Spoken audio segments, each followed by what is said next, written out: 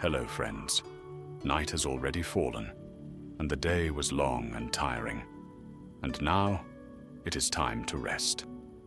As always, I will tell you a kind legend that once took place in our beloved Middle-earth. So, settle in comfortably, gently close your eyes, and let our journey begin. The last golden leaves of Lothlorien drifted upon the quiet air, glimmering like embers from a dying fire.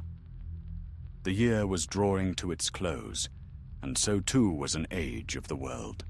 Beyond the silver trunks of the Malorn trees, the evening light fell in soft rain upon the green lawns and the fading gardens of Galadriel. Once, laughter and song had filled these woods. Now, a silence deeper than rest lay upon them, a silence of farewell. Along the paths of Cerin Amroth walked an old wanderer, grey-cloaked and weary, leaning upon his staff. His eyes, bright as stars in deep caverns, shone still with a hidden fire, though the lines of long toil lay upon his face. Mithrandir they called him in these lands, Gandalf the Grey, though he had borne many names in many tongues. The great wars were over, Sauron was gone, and his servants scattered. Yet Gandalf's heart was not yet at peace, for there was one last promise he had come to make. At the heart of Lorien stood the Mirror's Glade, where the Lady of the Wood awaited him. She stood beside her silver basin, her white raiment glimmering in the twilight. Her golden hair shone faintly, like sunlight remembered through deep water. Around her, the light of Erendil's star was reflected in 1,000 tiny gleams upon the leaves. "You have come at last," said Galadriel softly, her voice like music that did not fade. "Long have I awaited your return, Mithrandir. You have seen the darkness broken and the free peoples delivered. Yet I perceive there still lies upon your heart a shadow of unrest." Gandalf bowed, though gently, for between them there had long been kinship of spirit. "My lady," he said, "my task nears its end.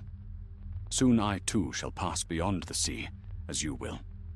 Yet before I go, I would not have any sorrow remain between us, or any task left undone." Galadriel's eyes, bright and clear as the morning, searched his face. "Then you have heard," she said, "of the loss that has befallen us. The Elisar, the stone of the elves, is gone." At the name, Gandalf's brow furrowed. "The green stone that Celebrimbor made for you? I had thought it safe within these woods." "So did we," she answered. "But in the tumult after the fall of Barad-dûr, when the lands shook and the servants of the enemy fled northward in their madness, a band of orcs passed through our borders. They were few, but fierce, and bore with them many plundered relics. Among these was the Elisar. The guards pursued them as far as the Dimril Dale, yet none returned. The tracks were lost in the snows of the misty mountains." Gandalf stood silent for a long while. The Elisar was no mere trinket of craft. It was a token of healing, of renewal, a light against despair. Long ago, he had brought it from far lands to Galadriel herself, when she most needed hope. To lose it now, in this fading hour, seemed a wound to the heart of Middle-earth itself. "Have you searched beyond the mountains?" he asked. "The rangers of the north have seen strange movements in the ruins of Angmar," she said quietly. "Some say a new shadow stirs there, a remnant of the old Witch King's brood. If the orcs carried the Elisar into those frozen wastes, it may yet lie within their lair. But I cannot send my people there. Our time here wanes. The ships of the elves are readying in Mithlond. Lorien's light grows dim." She turned then, and from the folds of her gown drew a slender chain of silver. The end of it was broken, its clasp torn. "This was all that was found," she said, placing it in Gandalf's hand. "A token of what was taken." Gandalf looked upon it with sorrow, then closed his hand. "You would have me find it." Galadriel's gaze met his.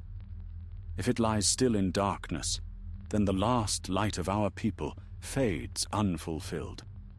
You brought the Elisar once to me, Mithrandir. Bring it again, if not to my hand, then to the west, that its light may not perish." The wizard was silent. The journey would be long and perilous. Though the shadow was broken, its remnants lingered in hidden places, wild orcs, spirits bound to forgotten evils, and the cruel winter of Angmar itself. Yet his heart could not deny her.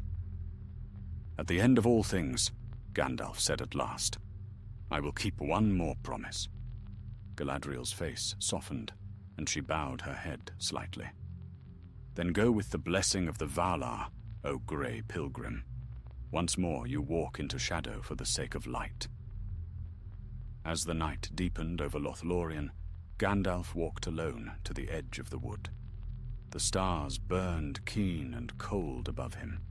He stood for a moment beneath the golden leaves, listening to the sighing wind, and it seemed to him that he heard faintly the sea calling from afar, the straight road beyond the world. But that road was not yet his to take. He turned northward, and his staff glimmered faintly as he walked. Somewhere beyond the mountains lay the last duty of Mithrandir, the final task of the Grey Wanderer before his rest. And in the Lady's Glade, Galadriel lifted her eyes to the stars and whispered, "May the light of Eärendil guide you, old friend." The leaves fell softly in answer, and the forest dreamed on. The following dawn was pale and cold, veiled in a mist that clung to the golden woods like a memory unwilling to depart. Gandalf rose early, for sleep had not found him. He had sat long beneath the trees, smoking his pipe and pondering the road ahead, until the embers of his pipeweed had gone out and the stars had faded into grey morning. By the time the first light touched the mallan leaves, he was already upon the path leading out of Lothlorien. At the eaves of the forest, he turned once more to look back. The woods shimmered softly, like a dream on the edge of waking. He knew it was the last time his eyes would behold that land, for the age of elves was waning, and his own time drew short. He crossed the Celebrant by the narrow bridge of white stone, and there he found a small company awaiting him. 4 riders, cloaked in grey, their faces stern, yet courteous. They were Dunedain of the North, rangers of the line of Arna. Their leader bowed his head as Gandalf approached. "Gandalf the Grey," he said, "we were told to expect you by word of Elrond of Imladris. I am Halvarin, son of Halbarad, kinsman to King Elisar. The North remembers your name with honor. If you go northward into peril, then we ride beside you." Gandalf nodded gravely. "Then you know our errand." "We were told little," Halvarin replied. "Only that a relic of the Eldar has been stolen and borne north into the ruins of Angmar. Orcs still haunt those lands, though they no longer dare the south. We have seen their tracks near the Cold Fells and the hills of Evendim. Something stirs there again." Gandalf's gaze turned to the horizon, where the mountains lay in a long shadow. "Then let us ride," he said. "Each hour's delay strengthens the darkness that clings to that accursed realm." They set forth along the ancient road that ran west of the Anduin, and then bent northward through the wide lands of Eriador. The days were clear and cold, and often the wind from the north carried the taste of snow. They rode by day and rested by night in ruined watchtowers or beneath stone outcroppings. For a time the journey was uneventful, yet not without unease. The land was empty, silent and strange. Fields once green now lay wild with thorns, and the ruins of forgotten kingdoms rose like ghosts from the mist. Often, Halvarin would glance to the hills and murmur, "My father rode here once with Aragorn in the days of the war." But even then, shadows moved in these vales. One evening, as the company made camp beside the shallow waters of Lake Ninwil, Gandalf sat apart, gazing into the dark ripples. A faint glimmer seemed to stir beneath the surface, and he thought of the Elisar, the green stone that could heal and renew. It was said that when Galadriel looked upon it, the fading of her realm was stayed for a little while. Without it, the light of Lothlorien would soon be quenched. The wizard sighed and murmured, "If this be indeed my last road, let it not end in failure." That night, the rangers kept watch by turns. The wind moaned across the lake, and from the far shore came the faint echo of a horn. They sprang up at once, but Gandalf raised his hand. "Not the horn of man or orc," he said softly. "That was the cry of a lost spirit, bound to these waters. The dead still wander in the ruins of Arna." The next days brought harder weather. Snow fell from grey skies, and the wind drove against them with bitter strength. Yet they pressed on, following the tracks of orcs, small, crooked prints frozen into the mud, leading steadily north. On the fourth day, they found a sign, a black banner, torn and half buried in frost, marked with the red eye of Mordor. Halvarin spat. "Carrion from the east," he said. "They fled after the Dark Tower fell, carrying whatever they could steal. Angmar's pits are deep. Perhaps they found shelter there." That night they camped in a narrow glen between the hills. The stars were hidden by cloud, and the dark seemed heavy about them. Gandalf sat beneath a pine, smoking thoughtfully, when a faint glimmer of movement caught his eye. He rose swiftly. "Halvarin," he said quietly, "rouse your men. We are not alone." The rangers sprang up, drawing their blades, and from the darkness beyond, the glen came a low growl, then the crack of twigs. Shapes moved among the trees, crouched and silent, with eyes glinting red. "Wargs!" hissed one of the men. "Not wargs only," said Gandalf. "Look to the ridge!" A black arrow whistled past, striking the trunk beside him. Then, with a terrible cry, orcs poured down from the slope, their crude weapons flashing in the gloom. The rangers met them with fierce shouts, steel clashing on steel. Gandalf lifted his staff, and light flared from its tip, white and blazing. "Back to the light!" he cried. The orcs shrieked and fell back before the brilliance, but they were many. Halvarin fought beside Gandalf, his blade cutting down two foes in swift strokes. Another leapt toward Gandalf, knife raised high, but the wizard turned his staff and struck the creature squarely. It fell writhing to the ground, smoke rising from its skin. After what felt like hours, the last orc fled into the trees. The glen lay strewn with bodies. 2 rangers were slain, and another wounded. Gandalf bent over the fallen and whispered words of comfort, though their eyes had already glazed with the long sleep. Halvarin knelt beside him. They were good men, but what drew the orcs here? They could not have known our path. Gandalf frowned, studying the tracks. These were scouts, the rest are near, and one among them bears a power not his own. What do you mean? There is sorcery still in Angmar, Gandalf said. Some remnant of the Witch King's will. I can feel it. The stone draws them, or they guard it under shadow, not of their making. The dawn came cold and dim.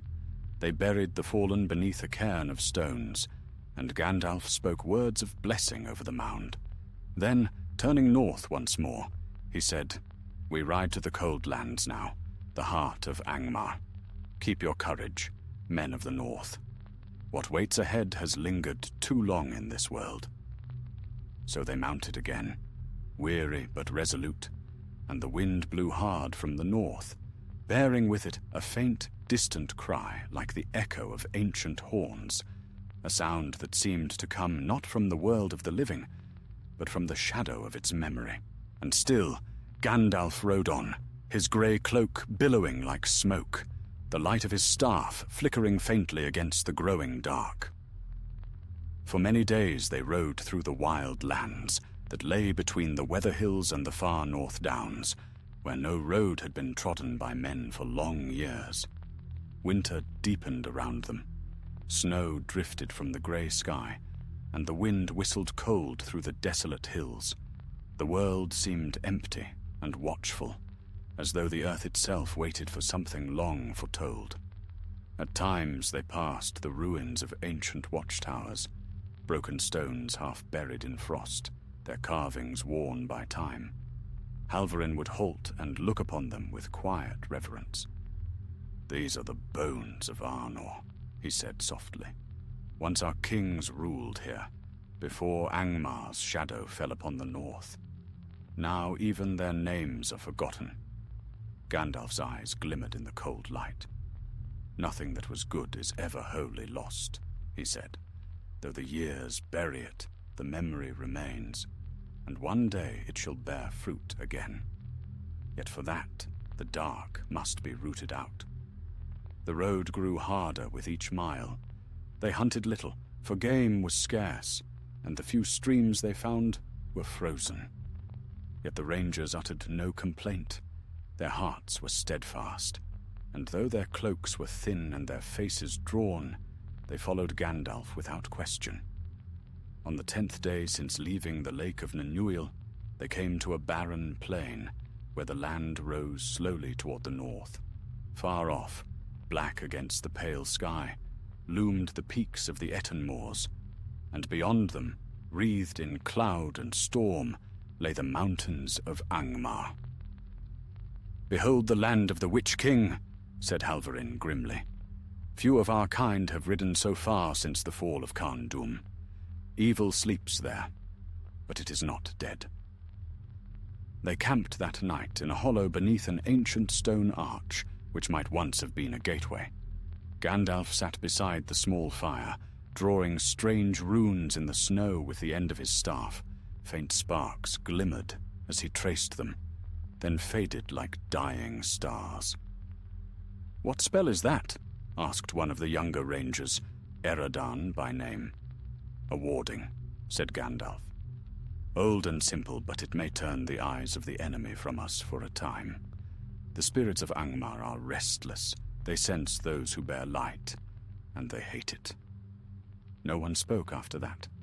The fire burned low, and the night seemed full of faint, whispering voices, like sighs borne on the wind.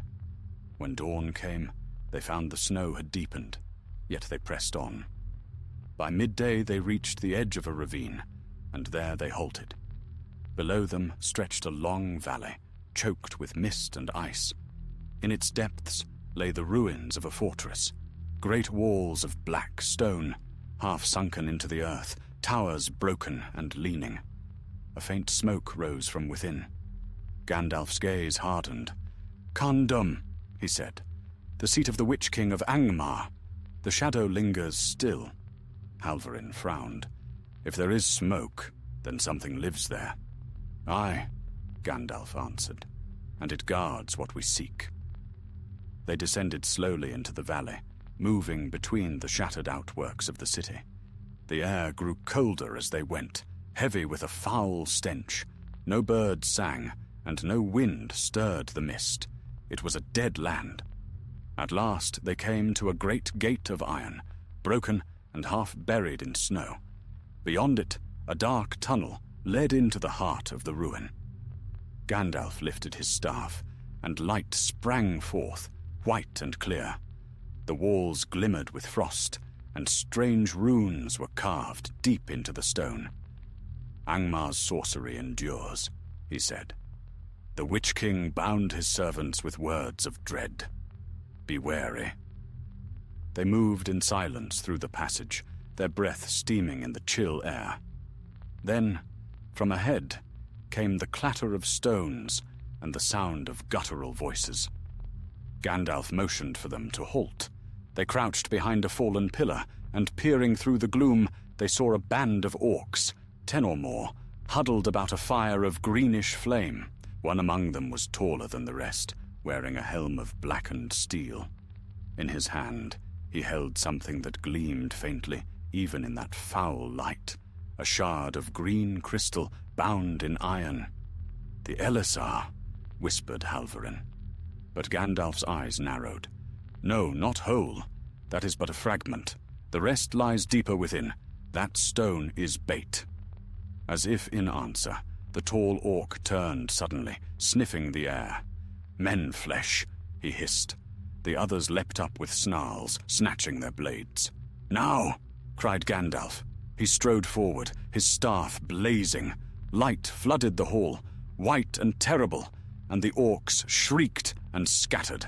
Halvarin and his men rushed in, blades flashing. The tall orc charged at Gandalf, raising his jagged sword, but the wizard struck the ground with his staff, and a bolt of light smote the creature. It fell with a cry, the iron shard clattering from its hand. The fight was fierce but brief. Soon the orcs lay dead, save one, who crawled toward the tunnel mouth.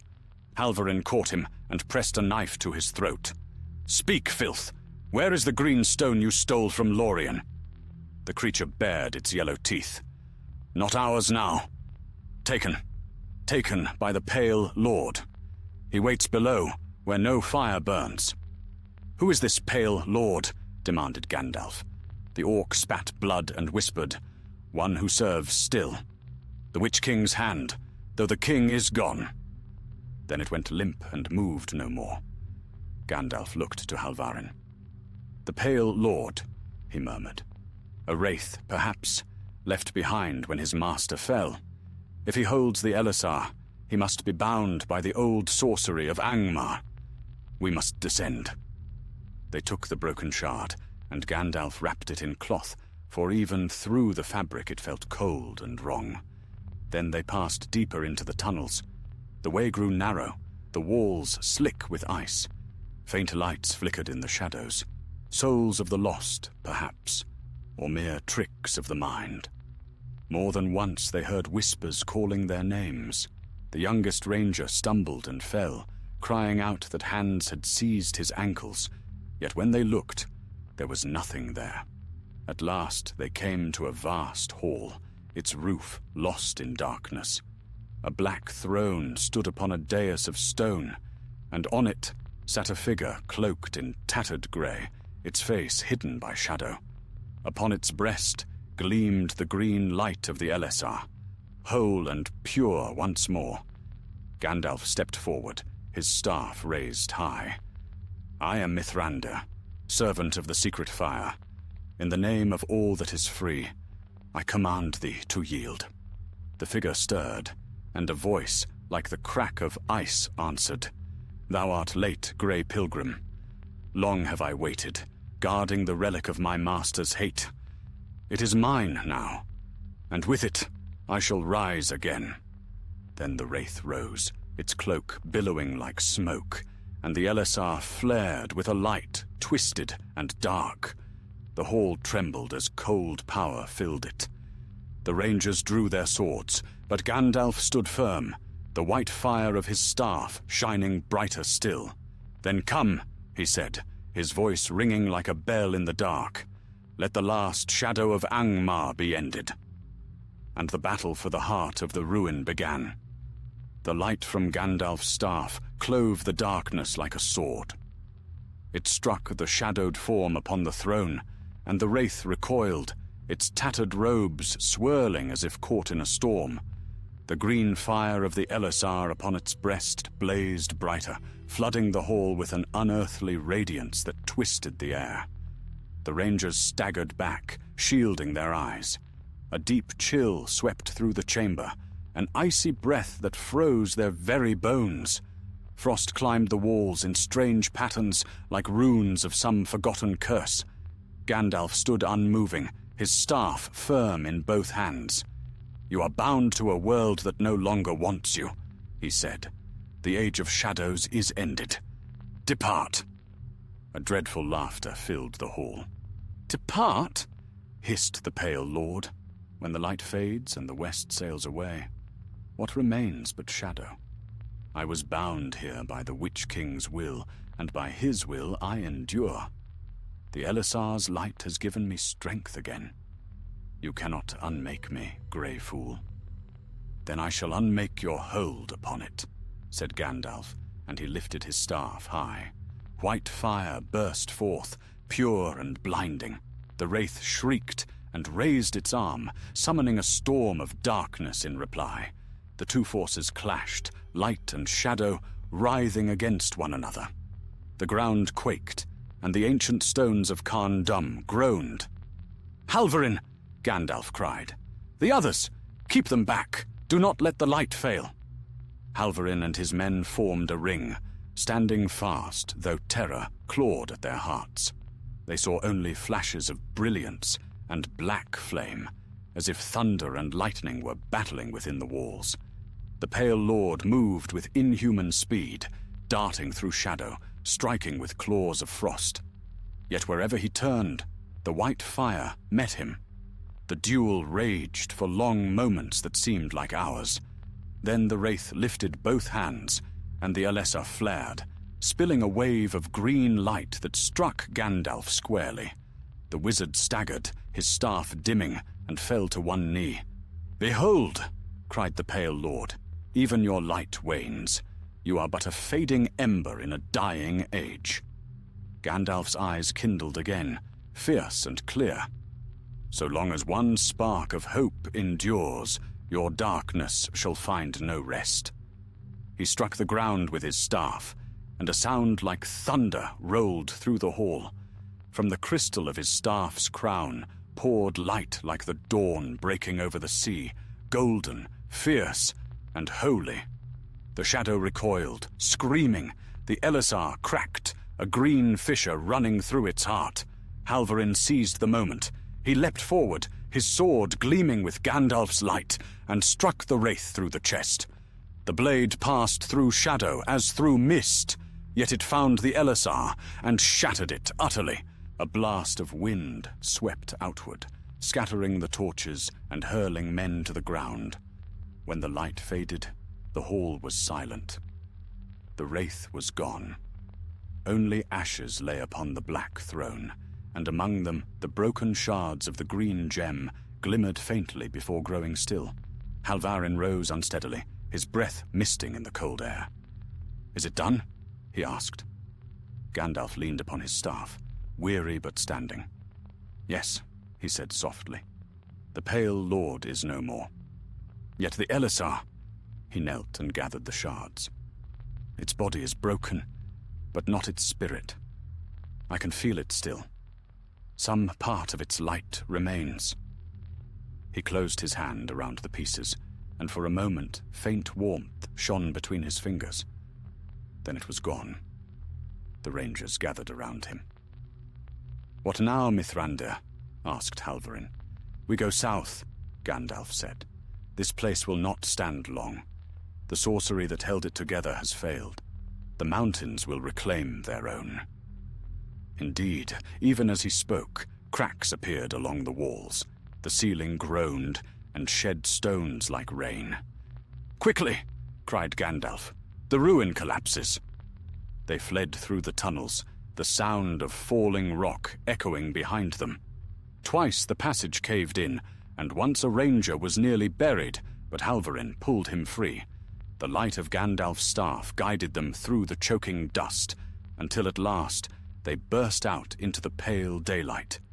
Behind them, the fortress of Carn Dum shuddered and fell. A great cloud of smoke and snow rose from its depths as the towers crumbled and sank into the earth. The sound rolled across the valley like a dying sigh. They stood in silence, watching. Then Gandalf spoke, his voice low. "So ends the last echo of Angmar. May the world remember it no more." They camped that night in the shelter of a ridge, too weary to travel further. The wind had stilled, and the stars shone cold above. Gandalf sat apart, mending the fragments of the LSR with quiet words. Though the stone was broken, a faint green glow lingered, pulsing softly like the beat of a slow heart. Halvarin approached and bowed. "You have done what none else could, Gandalf. My king shall hear of it." "I did no more than I must," Gandalf said. "The Lady of Lorien trusted me with this task, and so it is fulfilled, though not as she hoped." He looked toward the horizon, where the first glimmer of dawn was rising. Even broken, light can heal. I shall bear these shards back to her. Perhaps in a Aman beyond the sea, the Elisar may be made whole again. Halvarin nodded. "Then we ride south on the morrow?" "Yes," said Gandalf, "south and homeward." He drew his cloak about him and lay down beside the fire. For a time he did not sleep, but watched the stars wheel overhead. They were bright and far, the same stars he had looked upon in ages past when the world was younger. He thought of Galadriel, her wisdom, her beauty, and her sorrow, and of how soon she too would depart. He murmured softly to himself, "All things that were fair must fade, yet in fading, they are not lost." At last his eyes closed, and he slept. The next day dawned clear and cold. The company rode south, leaving behind the fallen citadel and the desolation of Angmar. Snow fell upon their cloaks, and the air smelled of frost and pine. They did not speak much, for each was lost in thought. By the time the sun reached its height, they had passed beyond the shadow of the northern peaks. The land opened before them, rolling hills, empty and silent. Gandalf turned once to look back, and far in the distance he saw smoke still rising from the ruins. "Rest now, dark realm," he said quietly. "Your master is gone, and your power spent. Let time heal what war and sorcery have marred." He tightened his grip on his staff, feeling the faint warmth of the shards hidden within his cloak. "Now," he whispered, "to keep my last promise." And so they rode on through the winter lands, the grey pilgrim leading the way, bearing in his keeping the last light of a fading world. The long road south was harsh and silent. For many leagues they rode beneath grey skies, through lands where the wind spoke in lonely voices, and no bird dared to sing. The hills rolled endlessly, cloaked in frost, and the trees stood bare as bones against the pale horizon. The company pressed on, their cloaks drawn close, their horses weary yet steadfast. For 3 days they saw no living thing save a few crows that circled high above, watching them with black, glinting eyes. On the 4th day, as dusk began to fall, they reached the edge of a ruined watchtower, standing upon a low rise overlooking the North Downs. There they made camp, for the light was fading and the horses could go no farther. Gandalf set his staff in the ground, and it glowed faintly, casting a soft white circle around them. The rangers gathered what little firewood they could find, and soon a small flame crackled in the pit between them. Its warmth was feeble, but comforting. Halvarin sat beside the fire, sharpening his sword with measured strokes. "Strange," he said quietly, "that even after all that has passed, the shadow of Angmar can still reach so far. My father spoke once of the Witch King's power, that his hate was not bound by death. Now I have seen it for myself." Gandalf nodded, his face grave. "Yes, hatred is a seed that endures long after the hand that sowed it has turned to dust. It finds root in fear, and in the hearts of those who will not let the past die. But even such darkness cannot stand forever." He drew from his cloak a small bundle wrapped in grey cloth. Opening it, he revealed the shards of the LSR. They glimmered faintly, each piece holding a small spark of green light. "See," he said softly. "Even broken, it shines. This is the nature of true light. It endures. So long as even one spark remains, shadow cannot claim victory. The rangers gazed upon it in wonder, the glow reflected in their eyes, and for a moment their weariness was eased. When night deepened, they took turns keeping watch. Gandalf, though old in years beyond count, remained wakeful, pacing softly beneath the stars. He felt the pull of the sea now, distant yet persistent, whispering in his heart like the tide upon unseen shores. His work in Middle-earth was nearly done. One last promise bound him still, to return the light of the Elisar to its rightful bearer. Before dawn, he roused the company. Up, my friends. The road lies open, and we have far to go. They broke camp and set forth once more. As the days passed, the land grew gentler. The harshness of the north gave way to rolling meadows, and streams ran freely again, glittering in the sunlight. Yet the shadow of their journey lingered in their hearts. It was on the 8th day of their return that they came to the valley of Rivendell. The hidden paths of Imladris lay quiet beneath winter's breath, but the house of Elrond still shone with a warm and timeless peace. Gandalf paused upon the high bridge, gazing down at the clear waters of the Bruinen as they rushed over their stones. "Long have I wandered," he murmured, "and always this valley has been a refuge. Now it feels like a dream of what once was." Elrond himself came forth to greet them, clad in robes of deep blue, his face calm, but touched with sorrow. "Welcome, Mithrandir," he said. "Word reached me of your northern errand, though not its end. Have you found what was lost?" Gandalf bowed his head. "I have found it, and lost it again. The Elisar is broken, yet its spirit endures. I will bear it to Galadriel, as I once bore it before. Perhaps in the west, it may be made whole." Elrond's eyes glimmered with understanding. "So even the fairest of the Eldar cannot hold back the fading. The power of Middle-earth wanes, my friend. Soon all that remains of our works shall be memory." "Memory is not nothing," said Gandalf. "It is a seed, and in some far day it may bloom again." Elrond smiled faintly. "You have always believed in such renewal, even when others could not." The rangers were given rest and food, and for a night they slept in comfort within the halls of Rivendell. Gandalf spent that night in council with Elrond, and they spoke of many things: the coming of the Fourth Age, the passing of the Three Rings, and the call of the sea that grew ever stronger. At dawn, Gandalf took his leave. "I must not linger," he said. "Each day brings me closer to my own departure." Elrond clasped his hand. "Then go with my blessing, old friend, and tell the Lady of the Wood that the light of Imladris bows in farewell to hers."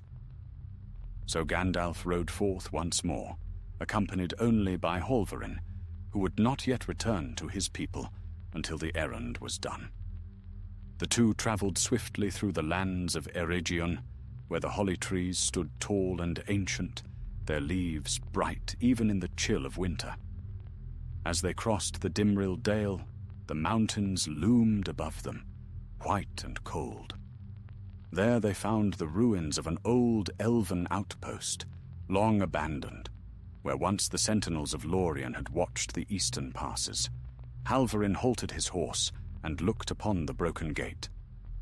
"It was here," he said softly, "that the lady's guards pursued the orcs when they first stole the stone. None returned." Gandalf's gaze darkened. "Their courage bought us time. Let their spirits rest, for their task is fulfilled at last." They rode on, descending through the forested slopes toward the Golden Wood. As the days passed, the air grew warmer, and a faint fragrance of green things came upon the wind, the scent of Lorien awakening from winter. When at last they reached the borders of the Golden Wood, the sun was setting, and the trees shone like molten gold. The guards of the Galadriel met them in silence, but when they saw Gandalf, they bowed and led him within. Across the silver lawns and beneath the high flets they passed, until they came to the heart of the forest, where the lady awaited. Galadriel stood beside her mirror once more. The twilight gathered about her like a mantle of light. Gandalf dismounted and came before her, bowing low. "My lady," he said, "the promise is fulfilled, though not as I had hoped." Galadriel's eyes turned to the bundle in his hand. "You have found the LSR." "Found and broken," he answered. He unwrapped the cloth, revealing the shards. Their light, though faint, still glowed with living green. Galadriel took them gently, her fingers slender and pale. For a long time she said nothing. Then, at last, she smiled, a smile both sorrowful and serene. "Even broken, it is beautiful," she said. "Its light is not gone, only changed. In the west, perhaps it may be remade." Gandalf bowed his head. "So I have hoped. My task is ended, save only the journey that remains." She looked upon him then, and for a moment her gaze was filled with the deep light of ages past. "You have kept your promise, Mithrandir," she said. "Few could have done so. Go now with peace, for the world has no further claim upon you." Gandalf smiled faintly. "And yet, my lady, it was never the world that claimed me, but those who loved it." Together they stood in silence as night fell over the forest, and the first stars kindled in the darkening sky. The air was still, and the leaves whispered faintly above, as though the trees themselves were bidding farewell. And so, at the close of that long road, Gandalf's last promise was fulfilled. The light of the LSR, though shattered, would live on in memory, and through it the hope of Middle-earth would not wholly fade. Night had deepened over Lothlorien, and the moon shone like silver fire upon the leaves. Beneath the towering Malorn trees, the air was cool and still, filled with a faint whispering of branches. Gandalf sat upon the soft grass near the fountain of Caras Galadon, his staff resting beside him. He gazed into the water, where the reflections of stars trembled upon its surface. Galadriel had withdrawn to her high chamber, bearing with her the shards of the LSR. The promise he had made to her was fulfilled, and yet Gandalf felt a quiet ache within his heart. His work in Middle-earth was ended, yet endings seldom came without a measure of sorrow. The sound of footsteps approached, soft as falling petals.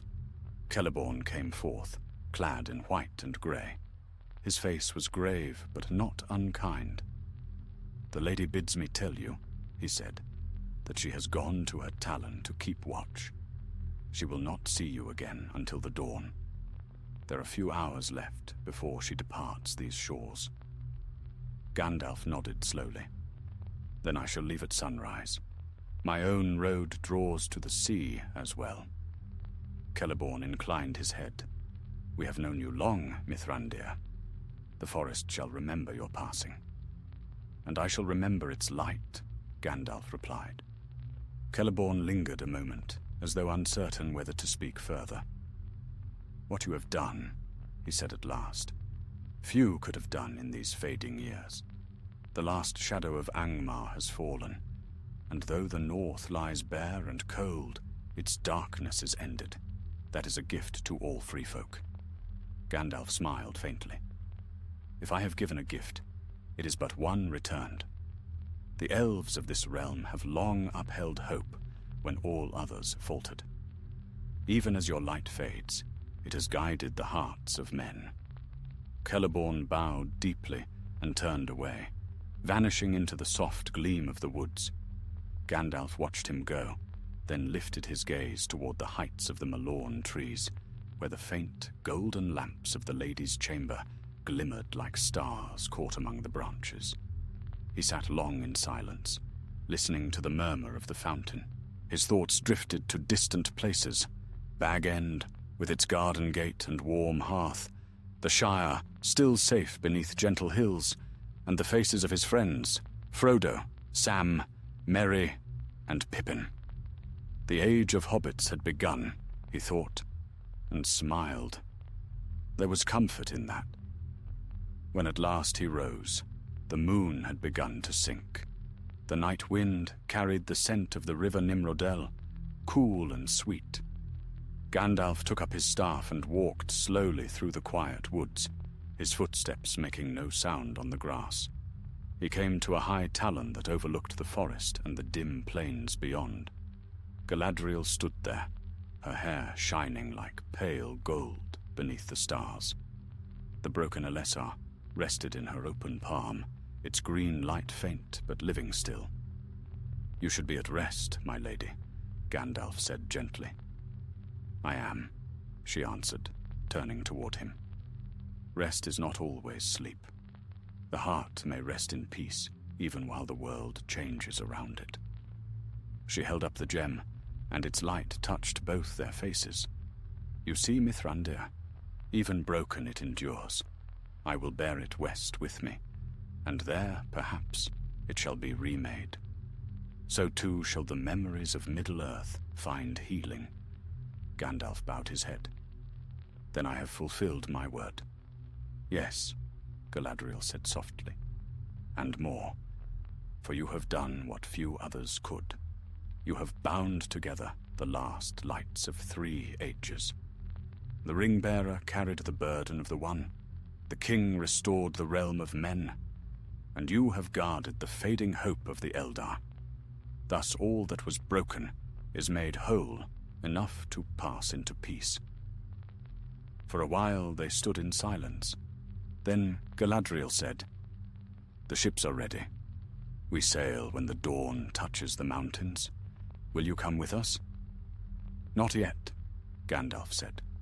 "There is one farewell I must still make. My road leads first to the havens by the western sea.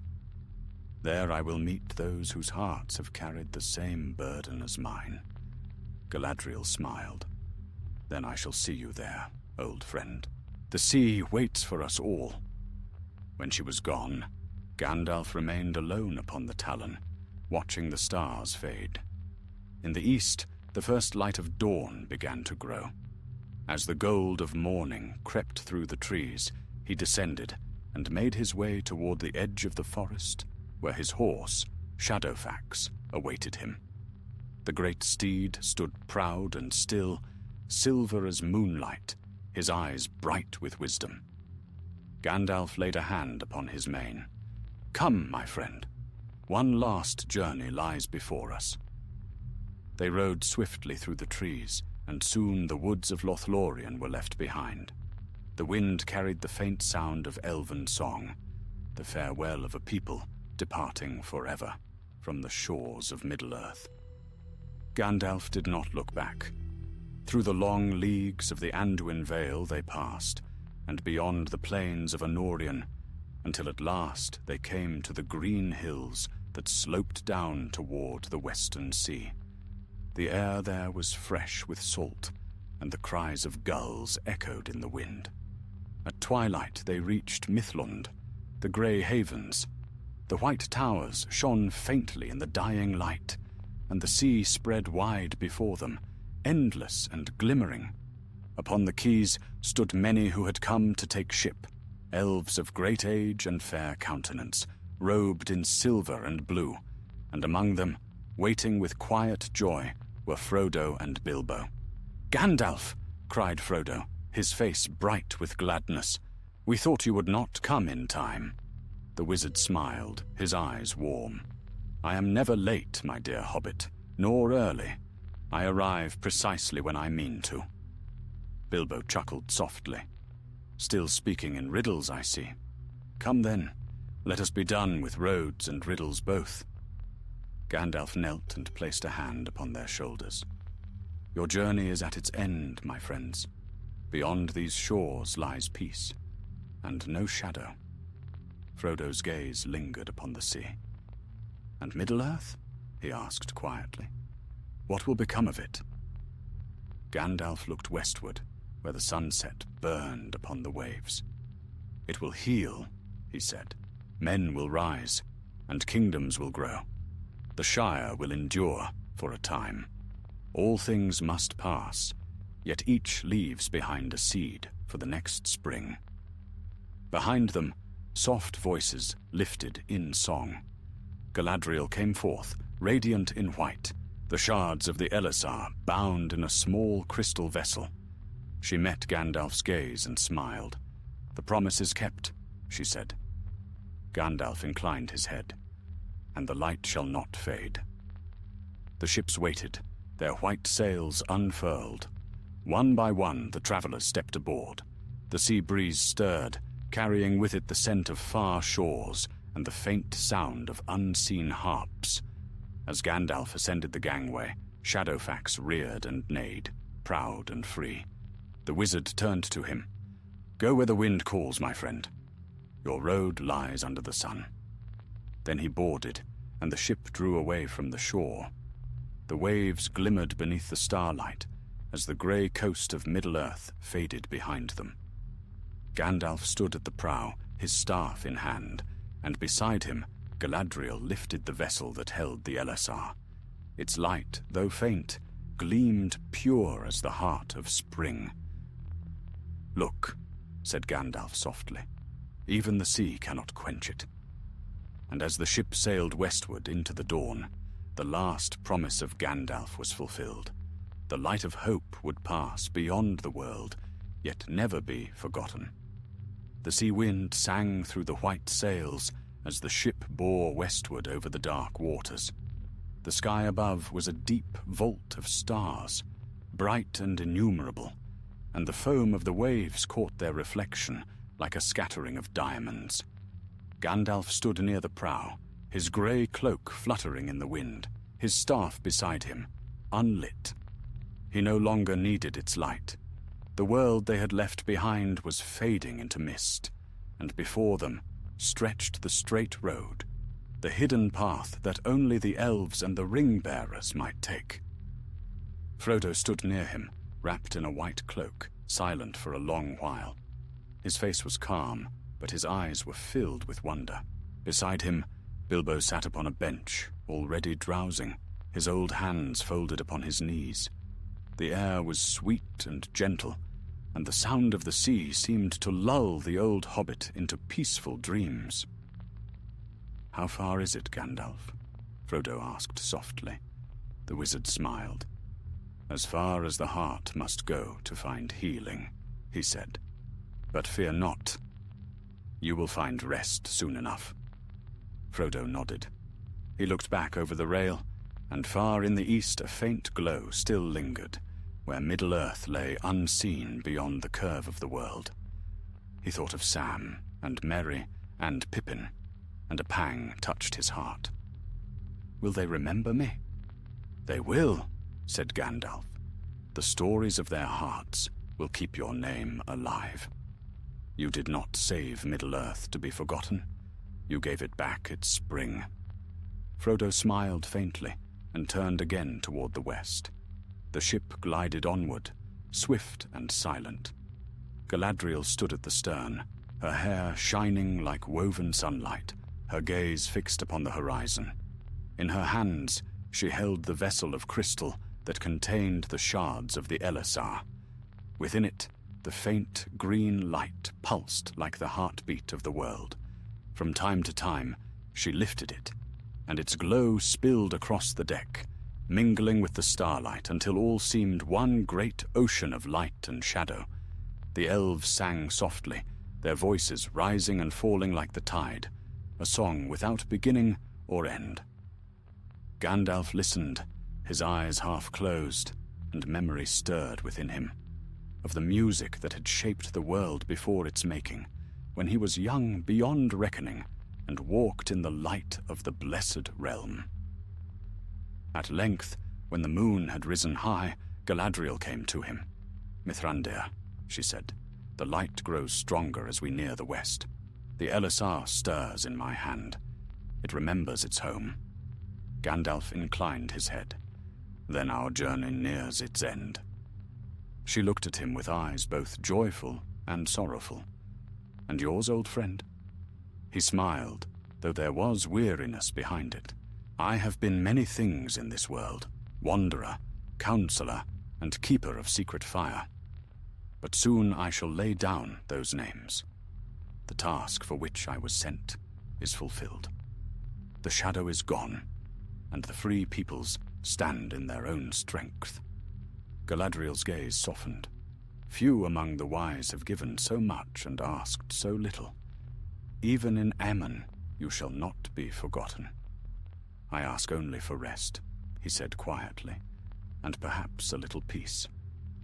They stood together in silence, and the wind carried their words away into the dark. Hours passed. The sea became calm, smooth as glass beneath the light of the stars. A fragrance began to fill the air, a scent unlike any in Middle-earth, pure and living, like the first morning of the world. The elves ceased their singing and turned their faces westward. Frodo felt his heart quicken, and even Bilbo stirred, murmuring softly in his sleep. "Look," said Galadriel. Far ahead, upon the edge of the sea, a light appeared, not the pale light of stars, but something deeper and fairer, golden and white, like the mingling of sun and moon. It grew swiftly, and soon they could see the faint outlines of a shore, green hills shining as though dew lay upon them, and white towers that gleamed against the rising dawn. "The undying lands," Gandalf whispered. "The blessed realm, Valinor." Frodo's breath caught in his throat. The sight was more beautiful than any dream. The pain that had long lingered within him seemed to ease, and the weight of memory grew light as mist. Tears filled his eyes, though he did not know why. The ship slowed, and the waters turned to gold beneath its bow. The elves fell silent, for no song could match the beauty of that shore. As they drew near, a soft sound came over the water, the murmur of unseen harps, the laughter of distant voices, and the whisper of leaves stirred by a gentle breeze. The ship came to rest at last, beside a white pier. Gandalf turned to Frodo and laid a hand upon his shoulder. "Here is your peace, Frodo Baggins of the Shire. No shadow can follow you here." Frodo's voice trembled. "And you, Gandalf? Will you remain with us?" "For a time," he said. "Long enough to see the morning. But even here, my road goes farther still." Frodo looked into his eyes, and understanding dawned. "You mean to go beyond the west?" Gandalf smiled, and there was both sorrow and joy in his face. "Yes, for my home lies not upon any shore, but in the heart of the flame that kindled the stars." He turned then to Galadriel, who stood beside them, holding the Elisar aloft. The green light within it had grown bright once more, clear and living as spring itself. "Behold," she said, "the promise fulfilled. The Elisar is healed." The cracks had vanished. The gem was whole again. Its light poured forth, reflecting in their eyes and upon the sea, until all the world seemed renewed. Gandalf looked upon it and smiled. "So the light of Middle-earth passes not into forgetfulness," he said. "It has found its place among the undying lights." Galadriel placed the gem against her breast, and for a moment her radiance deepened, shining like the dawn upon white shores. "May its light ever remind us that even in mortal lands, beauty can be eternal." Then she turned toward the hills, and with her went many of the elves, their white garments gleaming in the morning. Frodo and Bilbo followed, their small figures walking side by side, hand in hand. Gandalf watched them until they vanished into the bright haze. The sound of the sea rose and fell around him, and he closed his eyes. For a time he stood alone upon the pier, listening to the song of the waves.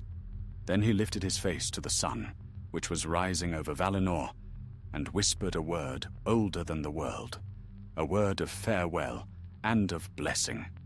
And so ended the long labor of Gandalf the Grey, who had walked in every shadow of Middle-earth and brought light to its darkest hour. His last promise was kept. The Elisar was whole again, and through its light the hope of Arda renewed. The ship that had borne them faded into the mists of legend, and the sea lay quiet beneath the morning sky. And though the shores of Valinor were hidden forever from mortal eyes, somewhere upon the wind there lingered the echo of his voice, soft, bright, and full of peace, like the last chord of a great song fading into eternal light. In the golden hush that followed their arrival, peace lay upon the shores of Valinor like morning dew. The ship that had borne them across the sundering seas rested upon a calm bay, its white sails stilled. Beyond the water rose green meadows and fair hills, crowned with flowers whose colors no mortal had ever seen. Above, the sky shimmered with a light untainted by shadow, a light that seemed to sing softly through every leaf and blade of grass. Frodo stood upon the white strand, barefoot, feeling the warm earth beneath his feet. The pain that had haunted him through many weary years was gone, as though it had been washed clean by the tide. He breathed deeply, and the air filled his heart with quiet joy. Beside him, Bilbo leaned upon his stick, his eyes wide and shining. "Well, my lad," the old hobbit said, "I think we've come farther than even I meant to go. But it's a fine place for the journey's end, eh?" Frodo smiled. "It is, Uncle. I think even Sam would find peace here, if he ever came." Gandalf, standing nearby, looked upon them fondly. "In his time, perhaps he shall. The sea is not closed to those who bore the burden of the ring, even after the years of men have turned many times." Bilbo chuckled softly. "Then we shall keep a place by the fire for him, and for Merry and Pippin too, though I dare say it will be a long wait." "Time flows differently here," Gandalf said. "You may find the waiting less than a heartbeat." The hobbit nodded, half understanding, and soon sat upon a smooth stone to rest. Frodo turned his gaze inland, where a path wound upward through flowering fields toward the bright hills beyond. There, upon a high rise, a city shone white and fair, its towers gleaming like pearl. Bells rang faintly across the air, clear and sweet. Galadriel came to them then, her raiment shimmering with the green light of the restored Elisar, which she wore now upon her breast. The gem was whole and living again, and in its glow, the very grass at her feet seemed to bloom. "Come," she said softly. "The lords of the West await you." The hobbits followed her up the path, Gandalf beside them, his staff now dim and plain. The road rose gently, lined with tall white trees whose leaves glimmered with silver fire. As they climbed, Frodo felt no weariness, only a growing sense of awe. Every sound, the rustle of leaves, the murmur of distant waters, seemed part of a vast music that filled the air. At last they came to the high gates of Valimar, wrought of gold and crystal. They opened silently before them, and within lay gardens of indescribable beauty. Fountains rose like pillars of glass, and the air shimmered with light from the trees of the Valar, whose mingled radiance cast no shadow. In their glow stood many figures, tall and radiant, the Valar themselves, the powers of Arda. Foremost among them was Manwe Sulimo, elder king of the world, his countenance bright as the heavens. Beside him stood Varda, star-kindler, her eyes deep as night filled with constellations. Near them was Yavanna, the giver of fruits, and Nienna the weeper, whose gaze was filled with endless compassion. Galadriel bowed low before them, and Gandalf knelt, laying his staff upon the ground. The Valar looked upon him with love and honor, for they knew him not as Gandalf only, but as Olorin, wisest of the Maiar, who once dwelt in their halls. Then Manwë spoke, and his voice was as clear as the wind over high mountains. "Welcome home, Olorin," he said. "Long have you labored in the realm of Middle-earth. The task you undertook is fulfilled, and the shadow is no more. Rise and be at peace." Gandalf rose, though his eyes shone with tears. "My lords, I have only done what was required of me. The freedom of Arda was not my work alone, but the work of many, of the humble and the great alike. I bring with me those who bore the burden of that fight." He turned to Frodo and Bilbo, who stood beside him in wonder. "Here are the ring-bearers," he said. "By their courage and mercy, the world was saved." Manwë's gaze softened, and Varda's smile shone like starlight. "Humble hearts often bear the heaviest burdens," she said, "and the smallest deeds may turn the tide of ages. Welcome, little ones of the Shire. May your rest here be long and full of peace." Frodo bowed low, words failing him. Bilbo merely smiled and said, "Thank you, my lady, though I think a good meal and a nap would serve me best for now." A ripple of laughter passed through the hall, gentle and kind, and the Valar's joy shone all the brighter. Then Yavanna came forward and took from Galadriel the Elisar. Holding it high, she spoke words of power, and its light grew fierce and green, brighter than spring. "Behold," she said, "the light that was broken and remade. Through shadow and sorrow it has come, bearing the memory of the world's first dawn. Let it be a sign that even in the fading of ages, renewal shall come."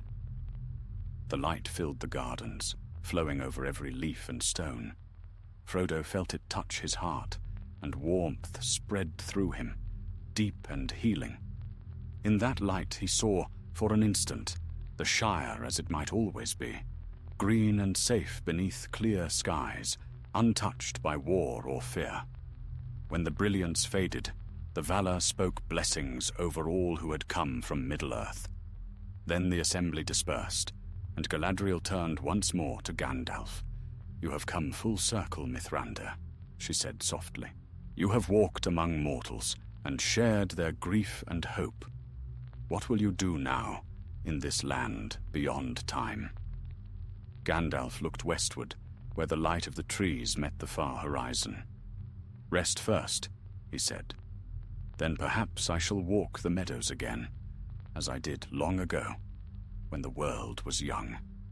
I would remember the joy of beginnings." "And the hobbits?" asked Galadriel. "They shall find a home," Gandalf said. "For even here there are gardens to tend and songs to sing. Bilbo will write again, I think, though his tales will never end, and Frodo will learn that peace, once won, can be kept forever." She smiled. "Then all promises are kept." He bowed slightly. "All that can be, in this world and the next." Later, when the sunless twilight of Valinor deepened to gold, Gandalf walked alone upon a high hill. He looked eastward, where the sea stretched like a mirror, and thought of all he had left behind, the friends, the lands, the laughter, and the tears. But no grief burdened him now, for he knew that all things found their place in the great harmony of the world. He lifted his hand, and from the folds of his robe drew a single green leaf, a malon leaf fallen from the trees of Lothlorien before he left. He let it fall upon the breeze, and it drifted away, shining faintly as it went. "So passes the memory of the golden wood," he murmured, "into the timeless west." And as the leaf vanished beyond sight, he felt within him the deep peace of fulfillment. His promise to Galadriel, his task in Middle-earth, and his long journey of light against shadow, all were complete. Far below, in the gardens of Valimar, the laughter of hobbits mingled with the songs of elves, and the restored Elessar glimmered bright among the blossoms, its light echoing through eternity, a reminder that even in a world of endings, there is always a beginning waiting to be born. In the soft, unending light of Valinor, days could not be counted, for there was neither sun nor shadow to mark the passing of hours. Time flowed like a gentle river beneath golden boughs, and all who dwelt there felt its current as peace rather than burden. Yet even in that blessed realm, the memory of the world that had been lingered in quiet hearts, like an echo from a far shore. Gandalf walked often in the meadows that rolled down to the sea. The air was rich with the scent of flowers that never faded, and white birds wheeled above the waves, calling in voices that spoke of ancient joy. Sometimes he would meet others along the paths, elves who had once ruled great kingdoms beneath the stars, now clothed in serenity. They would greet him with reverence, for though he had returned as one of their own, they remembered that he had borne pain and labor for love of Middle-earth. But most often he walked alone, save when Frodo and Bilbo came to him. The hobbits had found a small dwelling not far from the water, where the grass was soft and the air sweet.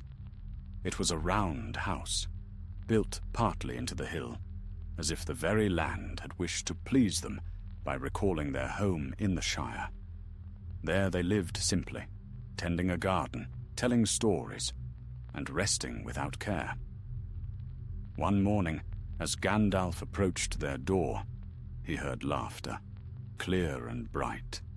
Bilbo sat upon the porch, puffing contentedly on a long-stemmed pipe that glimmered with silver filigree, while Frodo knelt among the flowers, trimming their leaves. "Good morning, Gandalf," cried Bilbo, "though I suppose every morning here is good, and they never end. It does make greetings somewhat tricky." Gandalf smiled.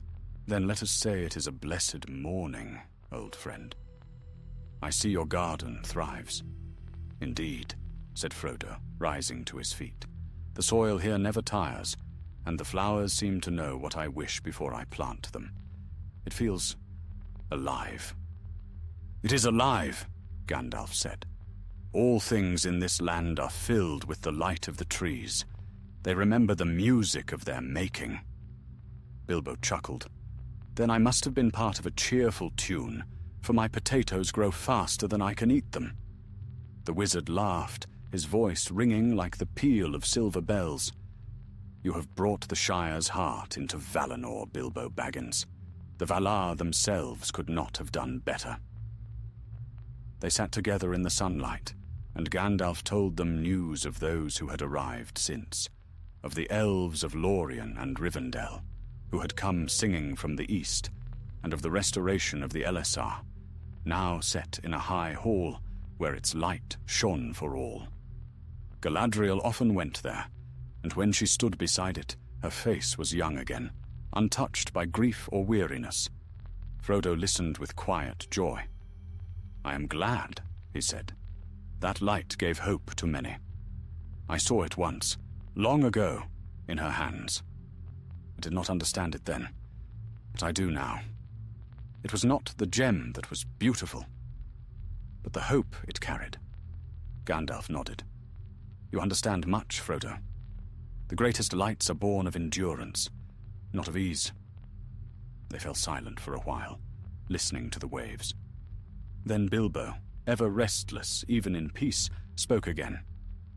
"Tell me, Gandalf, do you think we'll ever go back? Not to stay, of course, but to see it again. The Shire, I mean. I sometimes dream of the hill, and of Bag End, waiting with a good fire and a kettle on." Gandalf's eyes grew distant. "None may return across the sea, Bilbo. The way lies hidden now, closed to those who have passed. But do not grieve. The world you left endures. The fields of the Shire still bloom, and Samwise Gamgee tends them well. His children run through its meadows, and their laughter is like the sound of morning. Through them, Your home lives forever." Bilbo sighed, though not unhappily. "Then that is enough. A gardener for a guardian. It seems a fitting end for such a place." Later that evening, when the stars began to glimmer faintly through the golden haze, Gandalf returned to his own dwelling, a small house of stone and wood built beside a quiet stream. There he lit no lamp, for the air itself was luminous. He sat upon his porch and gazed toward the distant mountains, where the trees of the Valar stood, Telperion and Laurelin, silver and gold. Their light mingled, weaving the world in calm splendor. From far off, a song drifted on the wind, a song of remembrance, sung by elves beside the sea. Gandalf listened, and memory stirred within him. Of ancient days when he had first walked among them in the Undying Lands, before the world was broken. He had been called Olorin then, and had dwelt in the gardens of Lorien, where he learned pity from Nienna and wisdom from Irmo. He closed his eyes and spoke softly to the night. "It is done. The labors are over. The fires cooled. Yet the story of Arda goes on. Even the smallest heart leaves a mark upon the world." As he spoke, a gentle glow appeared before him, the light of the Elisar, shining across the distance. It rose above the hills like a green star, bright and steady. Gandalf smiled, for he knew that Galadriel was near, watching the same heavens. The days, or what might be called days, passed peacefully. Frodo grew ever brighter, as if the light of Valinor soaked into his very being. The scars he bore from the ring faded until none could see them. Often he would walk by the sea, barefoot and unburdened, his heart full of quiet gratitude. Bilbo, though aged, seemed to grow younger in spirit, his laughter returning like a forgotten tune.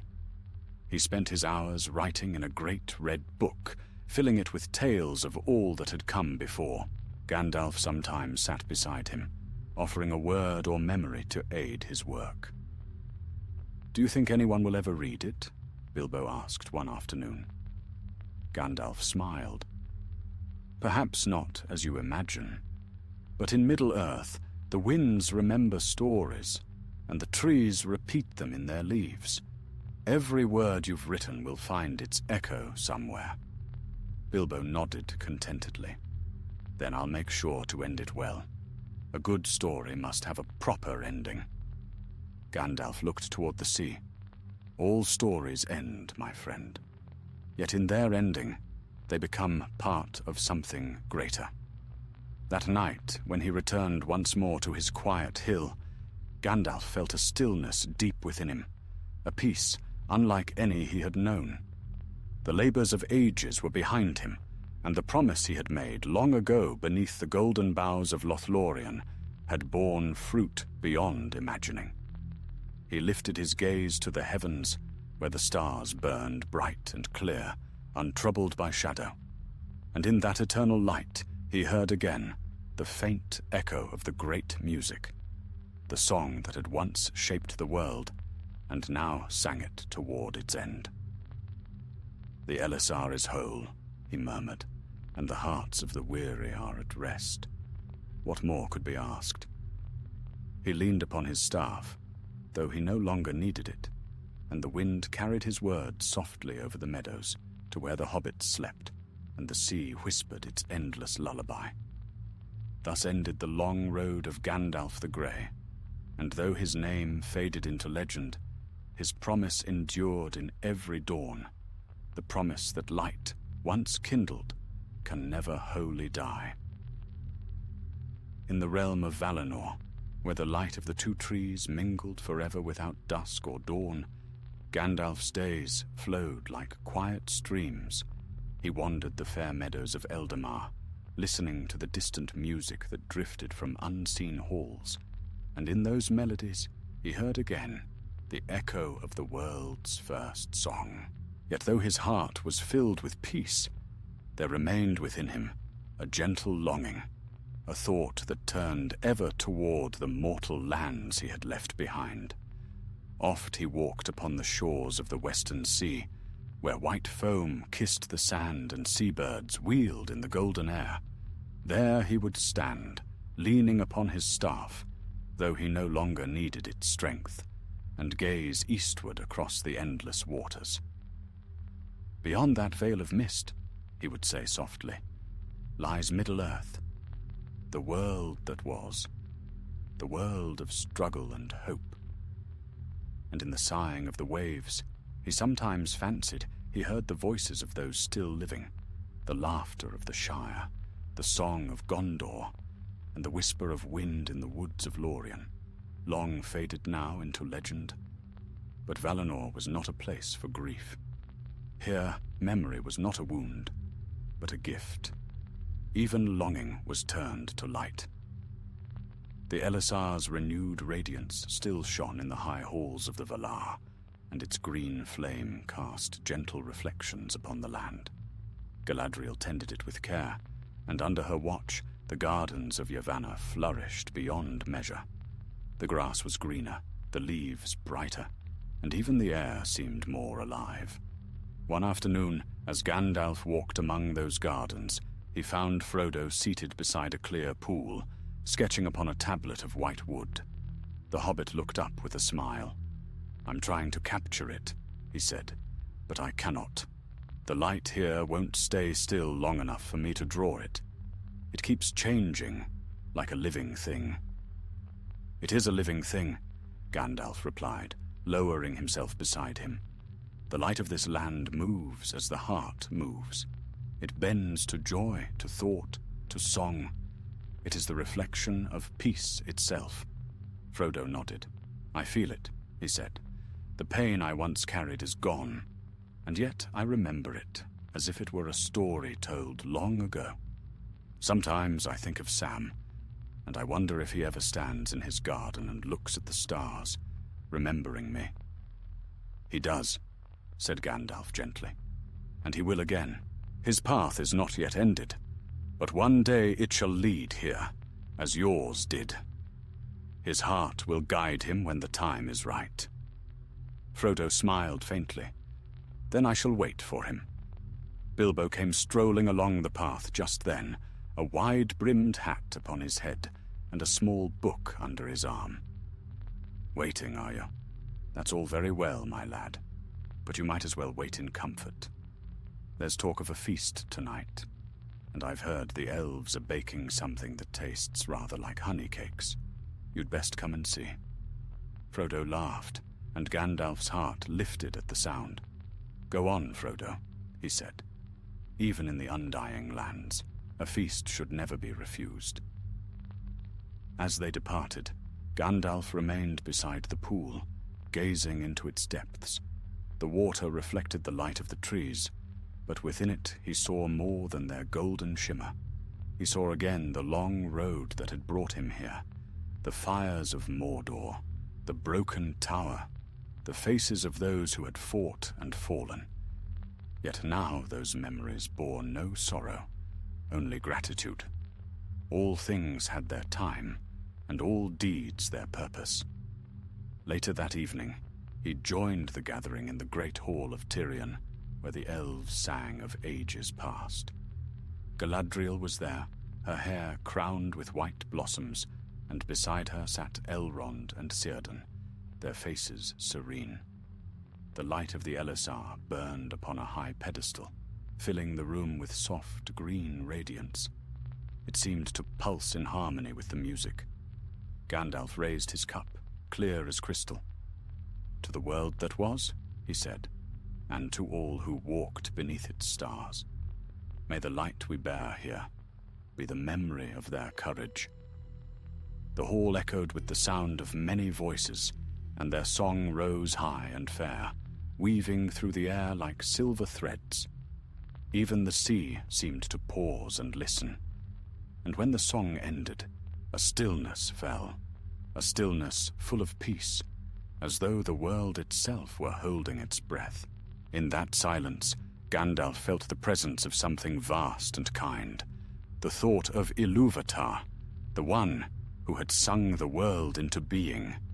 A warmth spread through him, gentle as dawn. Then he heard, not with his ears but with his spirit, a voice like the echo of the first wind. "Well done, faithful servant. The light you carried shall never fade." He bowed his head, tears glimmering upon his lashes. For a long moment he said nothing. When he finally spoke, it was in a whisper. "Then I am content." The days, or what passed for days, flowed onward, and the world of Valinor remained ever bright. Frodo's laughter became a familiar sound in the gardens, and Bilbo's stories grew longer with every telling. He wrote them all in his red book, which he planned, as he often said, to hand over to whoever comes next. Gandalf would sit beside him sometimes, smoking quietly, as Bilbo read aloud, though his eyes would wander often to the window and the shining sea beyond. One night, when all others had gone to rest, Galadriel came to him. The Elisar glimmered faintly at her throat, casting soft light upon her face. "You are restless, Mithrandir," she said. "Your spirit still listens for the call beyond this world." He nodded.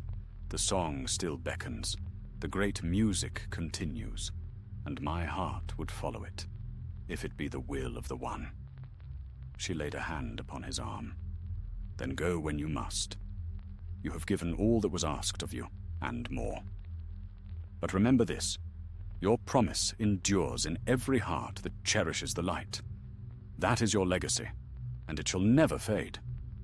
Gandalf smiled. "And you, my lady, will you remain here forever?" "For a while," she said, her eyes distant. "Until I, too, am ready to pass beyond the circles of the world." Then she turned and departed, her white gown trailing behind her like mist. Gandalf watched her go, then lifted his gaze to the sky, where stars shimmered brighter than any he had ever seen in Middle-earth. He raised his staff one final time, and from its tip a light blossomed, a single flame, pure and white. It joined the stars above, rising higher until it vanished into the firmament. "So passes the last spark of the grey pilgrim," he murmured. And in that moment, the winds of Valinor stirred, and the world seemed to sing once more the song of its beginning. Gandalf closed his eyes, and all was peace. Thus, in the deathless lands, the light of the Elisar gleamed ever bright, and the memory of Gandalf's promise lived on.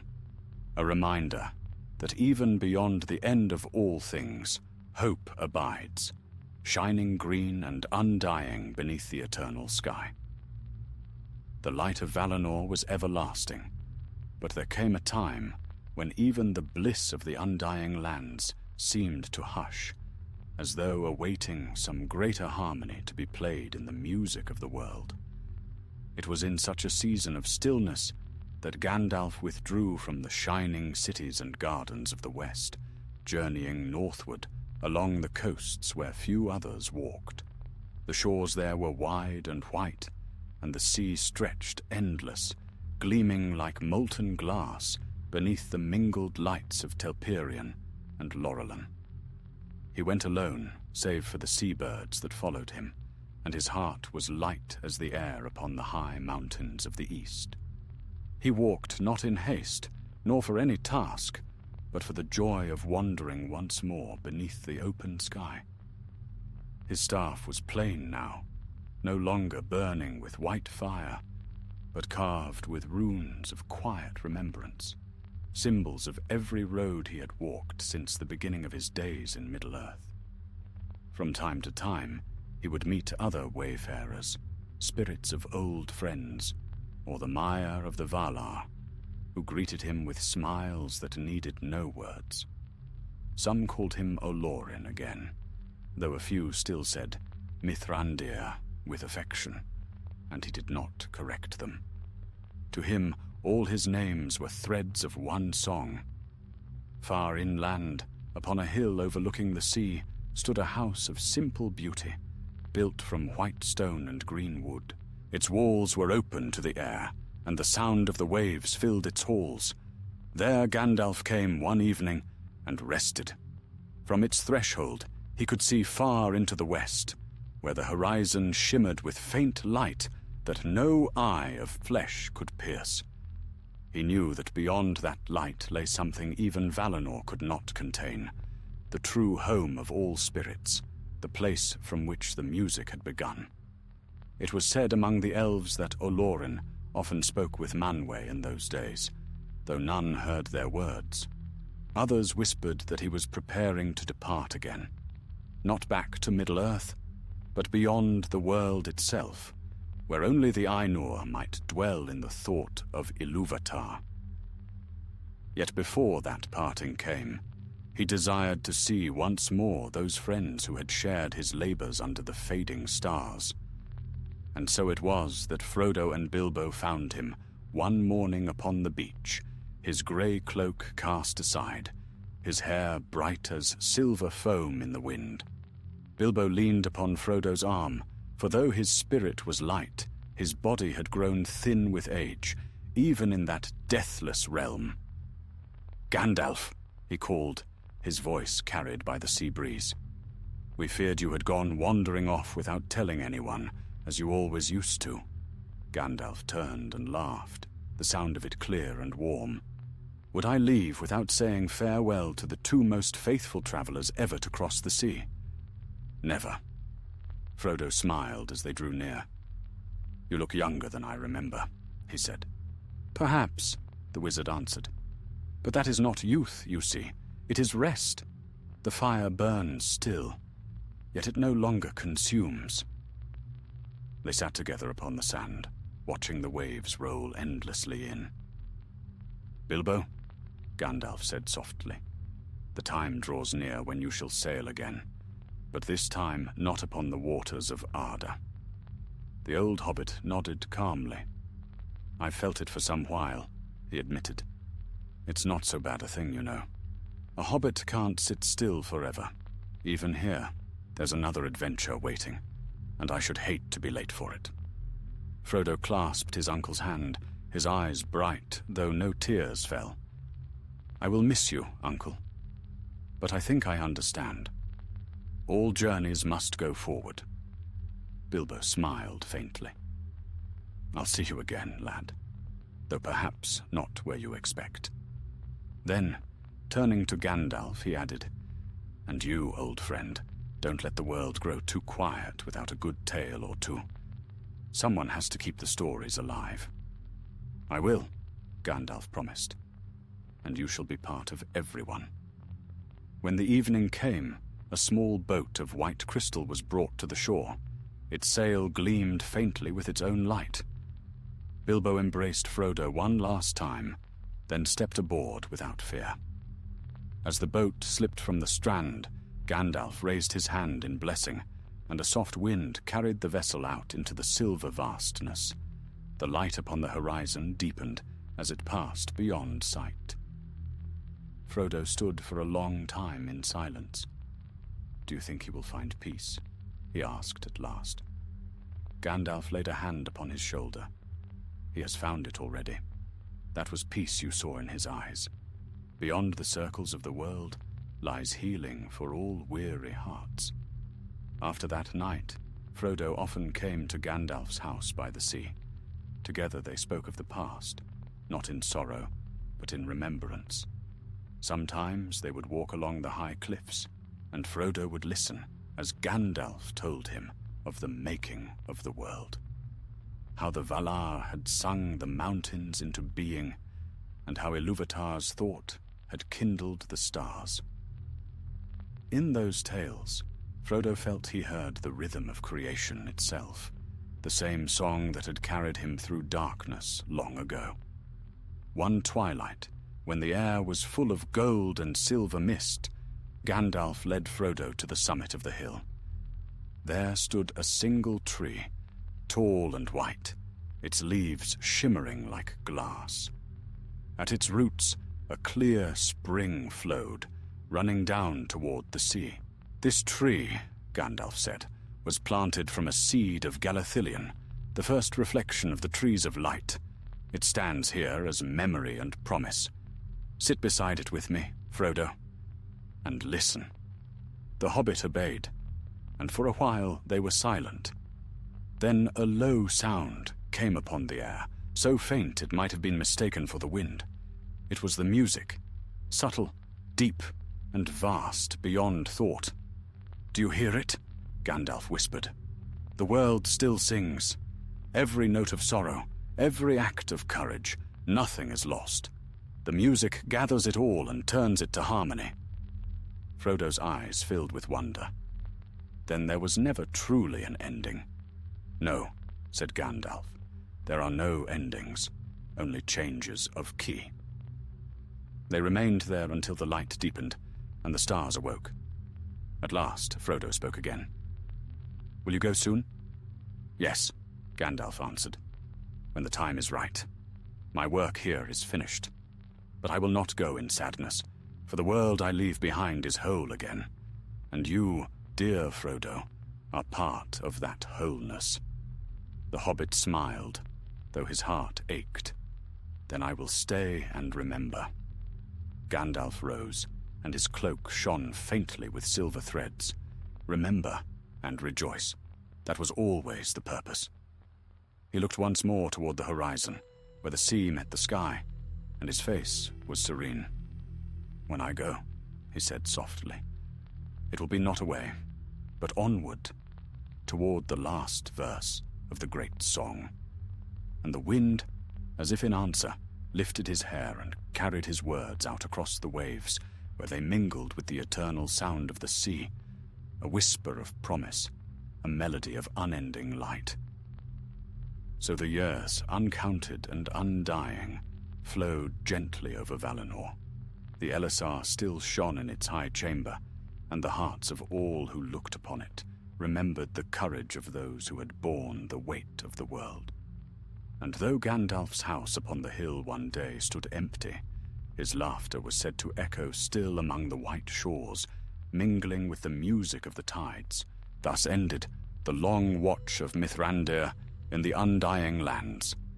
Yet even beyond the sea of time, his promise endured, woven into the fabric of the world song, that light, once kindled, shall never be lost, and that the smallest of hands may change the fate of all. The light of the trees fell softly upon the western hills, and the air of Valinor was hushed in the stillness that comes before a great change.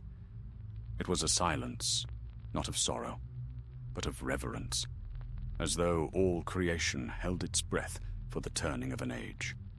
Upon a high green rise near the sea stood the house of Gandalf the Grey, though grey he was no longer. The robes he wore now were white as foam, woven with faint threads of silver that caught the mingled glow of Telperion and Laurelin. He stood at the edge of his garden, looking out across the waters where the horizon shimmered in colors no mortal tongue could name. The wind came softly, stirring the grass, and the sound of it carried memories, the laughter of hobbits, the song of the Shire at harvest, the cries of eagles wheeling above the mountains, and the whisper of the golden wood beneath starlight. Each memory came like a gentle tide, touching his heart and passing on. Frodo came to him, barefoot as always, carrying in his hand a small book bound in red leather. "Bilbo has finished his writing," he said with a smile. "I found this among his things. It ends with your words, Gandalf, the last that he wrote before he left. Even the smallest light, if tended with care, may outlast the stars." Gandalf took the book and turned its pages. He read a few lines and laughed softly. "Ah, Bilbo. He always did have a way of finding truth between his jests. Keep it, Frodo. His tale is yours as much as his." "I will," said Frodo. He looked out toward the sea, where the light of the Elisar glimmered faintly from afar. "Do you think he's gone beyond the world?" Gandalf nodded slowly. "Yes, he has passed to the halls that lie outside the circles of Arda, where even we cannot follow.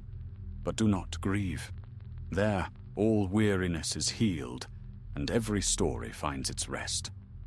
Frodo was silent for a while, then said, "I feel as though I've been waiting for something. Some last understanding that lies just beyond reach." Gandalf placed a hand upon his shoulder. "You have already found it, Frodo Baggins. You carried it with you from the moment you took the ring. The burden was heavy, yet it taught you the greatest truth, that mercy is the root of all strength. You saved Middle-earth not by the sword, but by pity and by love. That is the wisdom that endures when all else fades." Frodo's eyes glimmered with tears, though he smiled. "And what of you, Gandalf? What will you do now?" The wizard looked once more toward the west, where the sky deepened to pale gold. "My time here grows short. The music calls me, and I must answer. The purpose for which I was sent is fulfilled, and I am no longer bound to the lands of the living."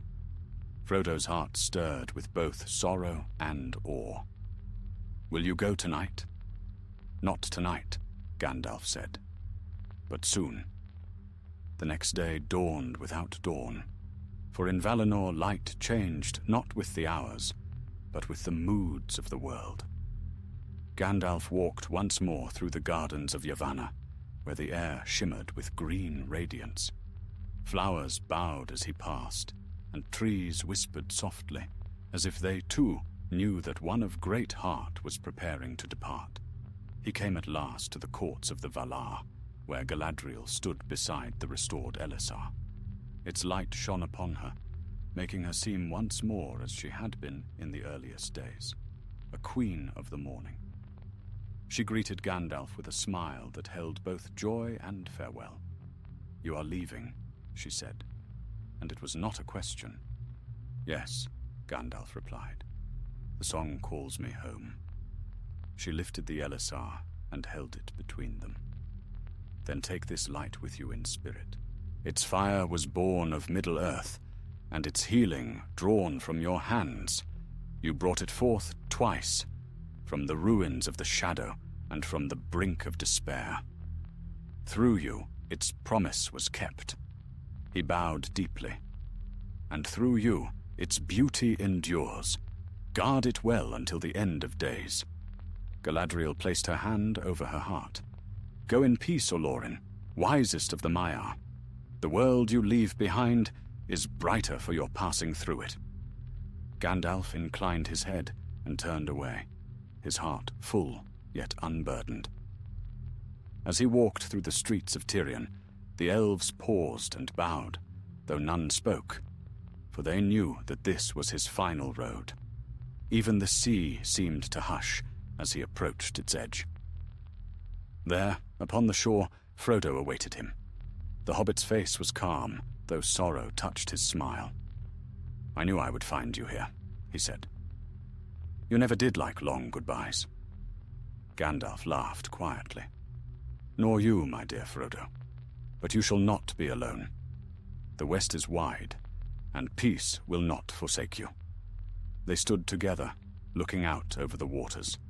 The horizon blazed now with a light of soft white fire, neither sun nor star, but something greater, the echo of the flame imperishable. Gandalf's eyes shone as he beheld it. "Do you see, Frodo? That is the beginning and the end, joined as one." "I see it," said Frodo, though his voice trembled. "It's beautiful." "It is home," said Gandalf simply. Then, from the mists upon the sea, a shape began to form, a vessel of silver and crystal, greater than any made by mortal hands. Its prow was carved like a swan's wing, and its sails shimmered with the light of the stars. A soft wind rose, carrying with it a fragrance of unknown blossoms. "This is my road," said Gandalf. "The last voyage." Frodo looked up at him. "Will we meet again?" Gandalf smiled. "Beyond the end of all roads, yes. For no friendship founded in love is ever lost. The music remembers every note." He placed his staff in Frodo's hands. "Keep it for remembrance. It will not bear power here, but it will remind you that light is never far away." Frodo held it close, unable to speak. Gandalf turned then and walked toward the sea.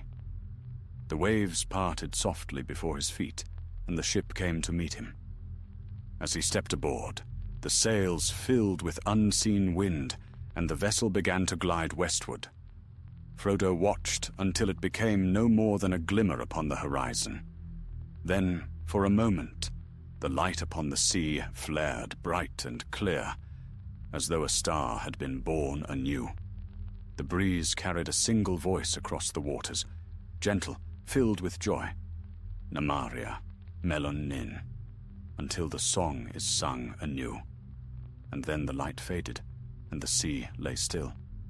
Long afterward, those who walked the shores of Valinor would tell that on clear evenings, when the stars were bright, they could see far off a faint radiance moving across the western waves, a soft gleam of white and gold.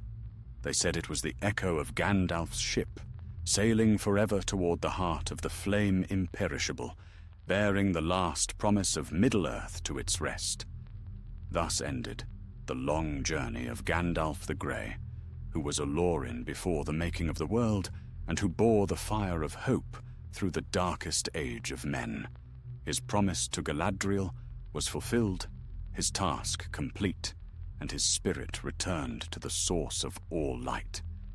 Yet in every dawn that touched the mountains of Arda, his memory endured, the whisper of wind upon the high places, the spark that kindles courage in weary hearts.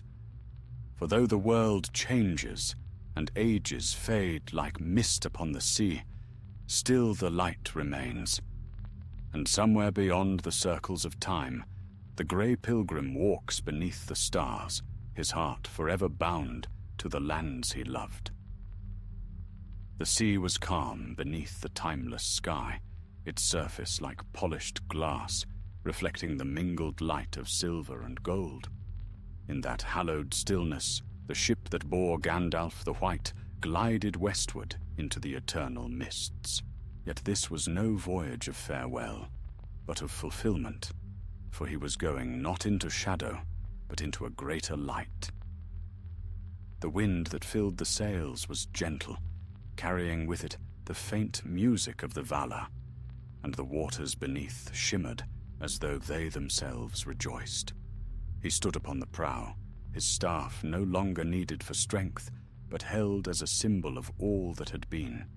The long years of Middle-earth stretched behind him, like a dream fading at sunrise. The deep forests and tall mountains, the laughter of hobbits, the songs of elves, the courage of men, the tears of the fallen, all were woven into him, each memory a bright thread in the tapestry of his being. Gandalf closed his eyes, and for a time he let himself drift through those memories. The first meeting with Bilbo in Bag End, the glint of the ring upon a small table, the fires of Khazad Dûm, the white walls of Minas Tirith gleaming beneath the dawn.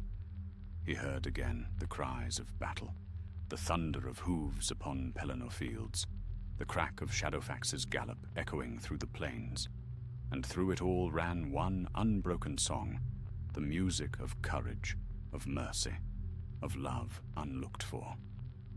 It was worth it, he murmured to the wind. Every tear, every trial, worth it for the light that remains.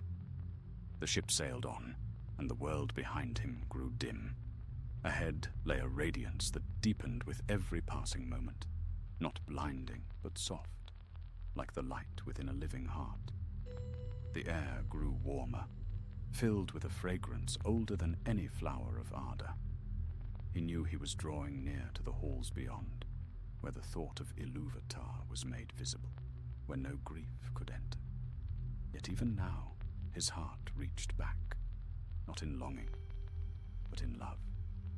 He saw Frodo tending his garden beneath the undying light, his face peaceful at last. He saw Samwise in the Shire, grey now with age but content, his children laughing about him. He saw Aragorn upon his throne, wise and weary, ruling with justice until the end of his days. And he saw Galadriel standing beside the Elisar, her eyes bright as the morning star, her heart at peace.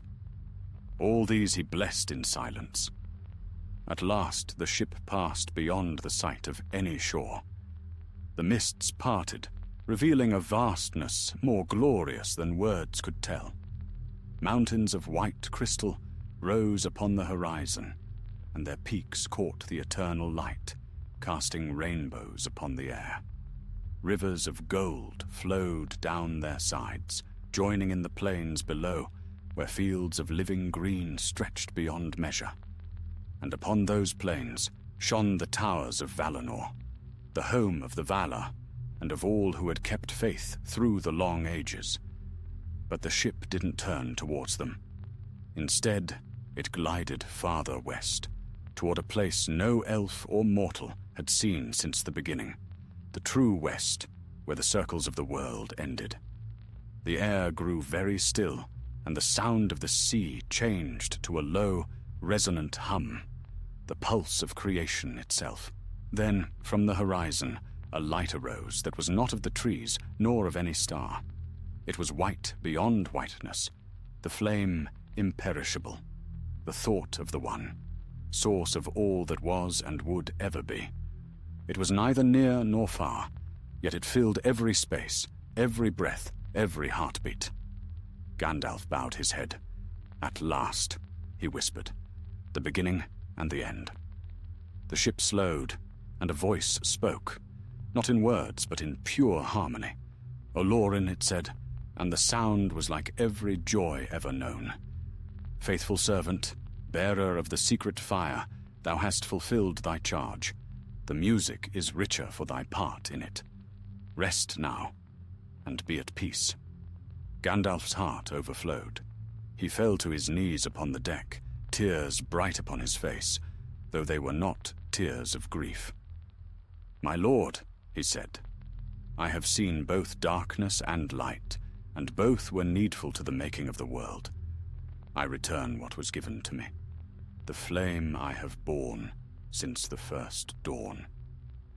He lifted his staff, and the white crystal at its tip began to glow.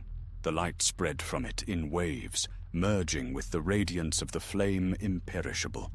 For a moment, all became one, a harmony beyond sound or sight. Then the staff faded, its form dissolving into brightness, and Gandalf's raiment shone as pure fire. He felt no pain, only release. Every burden, every sorrow melted away. He was no longer bound by flesh or time, but part of the great song itself. The world's melody surged through him, vast and unending, and he sang with it, his voice one note among infinite others, each perfectly joined. Thus Olorin returned to the thought of Ilúvatar, not as servant nor as exile, but as child come home. Yet though he was gone from the circles of the world, his memory did not fade. In Valinor, the elves still spoke his name with love, saying that sometimes, in the quiet before dawn, a faint light could be seen upon the sea, a gleam like a star, wandering westward. And in Middle-earth, men and hobbits told tales of the grey pilgrim who had guided them through darkness, who had spoken laughter into sorrow, and whose fire had never dimmed. Generations passed, and kingdoms rose and fell. The white tree flowered anew, and though its blossoms were mortal, its roots were deep. In the Shire, children listened by the hearth to stories of Gandalf the Grey, their eyes wide as their elders spoke of fireworks bursting like stars, of dragons driven away, and of a small fellowship that saved the world. They did not know his true name, nor the vastness of his deeds, but they remembered his kindness, and that was enough. And on clear nights, when the air was still and the stars burned bright, the old would sometimes look west and say that they heard faintly a sound upon the wind, a voice like distant laughter, gentle and wise. Then they would smile, though they could not say why. For though ages fade and memory grows dim, the promise of Gandalf the Grey endures, that no shadow lasts forever, that light, once kindled, will find its way even through the deepest night. And when the world itself shall end, and the song is sung anew, his note will rise again within it, bright, strong, and full of joy. So ends the tale of Gandalf's last promise, which began in the twilight of Middle-earth and ended beyond all endings. Yet it is not truly an ending, for in the heart of every flame, in the courage of every mortal, and in the whisper of every dawn, his spirit abides, quiet as starlight, eternal as hope.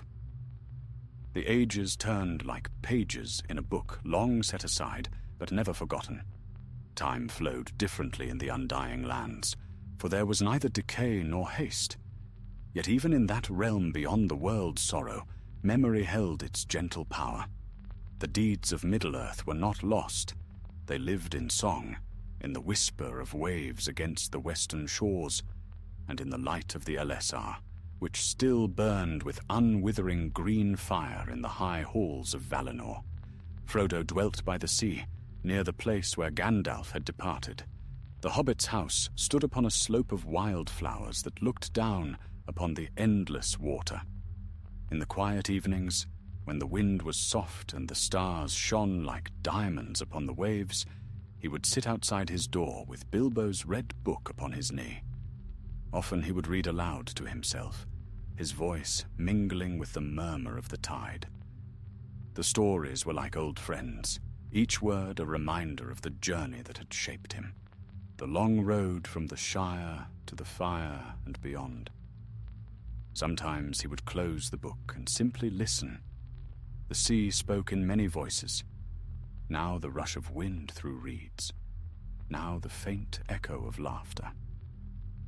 At times he thought he heard the ring of distant bells or the whisper of a staff striking stone, and though he could not see him, Frodo knew that somewhere beyond the horizon, Gandalf still was, no longer bound to form or shape, but present in every light that shone upon the world. One morning, when the mists rose from the water like breath from the earth, Galadriel came walking along the shore. She wore no crown, but the radiance of her presence was crown enough. Upon her breast hung the Elessar, whole and bright, its green fire deep as the heart of the forest. "Good morning, Frodo Baggins," she said, her voice clear as a harp's note. Frodo bowed slightly, smiling. "It is always morning here, my lady." "So it is," she answered, and sat beside him upon the grass. For a while they looked out upon the sea together, saying nothing. Then she spoke again, softly. "Do you still think of Middle-earth?" "Every day," said Frodo, "not with longing, but with love. I see it as one might see a garden from afar, a place once tended, now thriving in other hands." Galadriel nodded. "It blooms still. Though mortal years are swift, the seeds you and your friends planted have taken root. The age of men grows in wisdom, and the Shire endures, green and untroubled." "That is good," Frodo said. "It was all we hoped for." She turned her gaze to him, her eyes luminous. "You were chosen for more than hope, Frodo. You carried despair and did not let it master you. In that, you did as few ever could." Frodo looked down, humbled. "If I did, it was because others gave me strength, Gandalf most of all." "Ah," she said softly. "Gandalf." For a moment her voice faltered, as though caught between laughter and tears. "Even now his light is felt. When I walk beneath the trees, I see their leaves stir as if in greeting. He is woven into the fabric of this land, as the wind is woven through the grass." Frodo smiled faintly. "Then he is not truly gone." "No," said Galadriel, "nor will he ever be. he has become part of the music itself, the melody that runs beneath all things. Whenever courage rises in the hearts of mortals, or mercy triumphs over hatred, that is his voice you hear. The waves rolled in, gentle and bright, and the Alessa caught their light, scattering it in 1,000 emerald sparks. Frodo watched the play of colours and thought of all the green things of Middle-earth, the hills of the Shire, the forests of Ithilien, the fair woods of Lothlorien, now fading into legend. "Tell me, my lady," he said after a time, "do you ever wish to see them again?" Galadriel's eyes were far away. "In every leaf and drop of dew I see their memory. But no, I do not wish to return. For all things must pass, through shadow into light, and even memory must find rest. Middle-earth was our time of song. This is our silence, and it is good." They sat together until the sun rose higher, and the mists turned to gold. Then Galadriel stood. "I must go, Frodo. There are councils yet to be held, even in peace." Frodo bowed his head. "Thank you, my lady, for the light you have given, and for the kindness you showed me long ago." Galadriel smiled. "Keep the red book well. In it lives the heart of the world you saved. When the music is sung anew, those words will rise again, and all who read them will remember." When she had gone, Frodo remained by the shore, his thoughts calm as the tide. He looked once more to the horizon, where sea and sky met in brilliance, and in that glow he fancied he saw a faint figure walking upon the waves, tall, cloaked in white, his staff aglow with soft fire. The figure raised a hand, as if in blessing, and then was gone. Frodo's heart stirred, but there was no sorrow in it, only peace. "Farewell, Gandalf," he whispered. "Your promise was true." He turned and went back to his little house. There, he opened Bilbo's book and began to write a new chapter. His hand was steady, his words flowing easily, for he no longer wrote of struggle, but of rest. He wrote of gardens and sunlight, of laughter and song, of how even in endings there is beauty. And when he reached the last page, he smiled and laid down his pen.